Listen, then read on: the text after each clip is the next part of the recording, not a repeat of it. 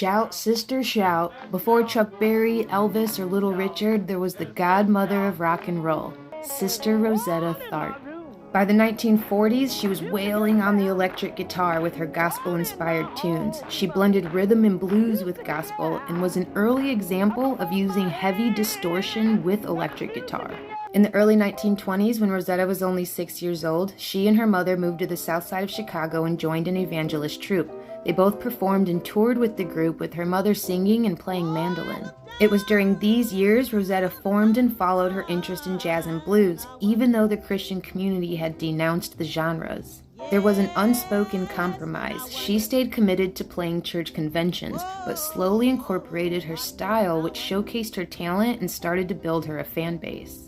When Rosetta turned 19, she married preacher Thomas Tharpe, and the two would perform radio shows together. He would preach, and Rosetta would play.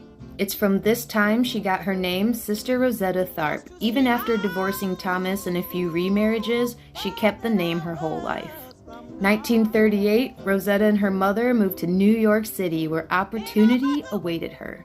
She was the first gospel soloist to play the Apollo Theater, and she would compete in guitar battles there. She performed at the Cotton Club with Cab Calloway and accompanied John Hammond for one of his concerts at Carnegie Hall.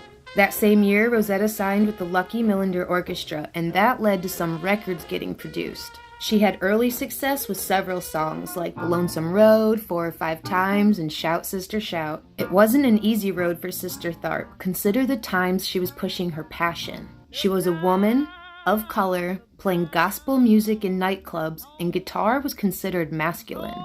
She faced massive backlash from the religious community, upset she would play spiritual music in clubs full of intoxication and unchristlike behavior. Her talent on the guitar gave her grief, with haters saying she strayed too far from her gender role. And she had to deal with performing at segregated clubs, where only whites could attend, yet performers of color could play. She had all odds against her, but cream always rises. By 1945, she had a hit song, the first gospel record to cross over to the Billboard charts. Sister Rosetta Tharpe planted the seed for rock and roll to come. Chuck Berry said his career was one long Sister Rosetta Tharpe impersonation.